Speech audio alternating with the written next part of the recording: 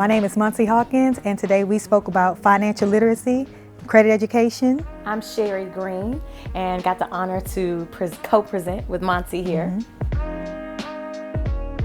It is important to have the Know Your Rights camp here in Houston. We're really excited that they chose Houston as one of the cities. I grew up here, really passionate about the youth here. And I think that the information that's being shared today, knowing the 10 points to knowing your rights, I think is incredible. But then to hear the amazing speakers and to see the kids receiving that knowledge and information is so impactful. So really honored to do this today. Totally thrilled that the Know Your Rights camp chose Houston. I hope you guys come back next year. It's so important, and we're very happy that you all had it here, because I think that you can never have too much advocacy in all of the different topics that were talked about here today. These kids need that, and it's definitely going to help them as they progress.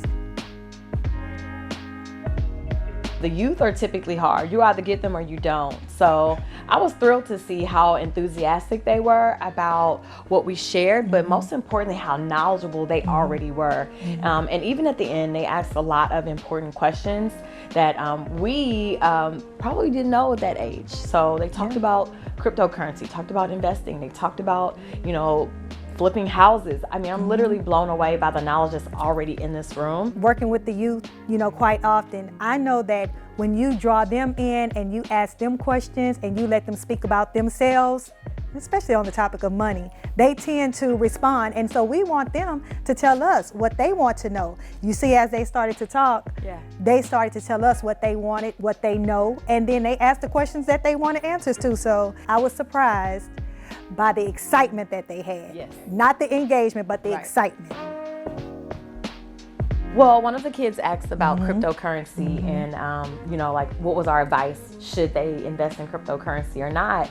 And, as a professional, I never give advice on what someone should and should not do when it comes to specifics like cryptocurrency, foreign exchange. I think it's important for them to be equipped with the knowledge and they make those decisions, because they are the ones that's going to be responsible for the assets that they grow. And they have to be okay with the decisions that they make, but it's important to make an educated decision. I would say one thing is, with the knowledge that these kids have about money, I think a lot of that stems from, too, depending on their household.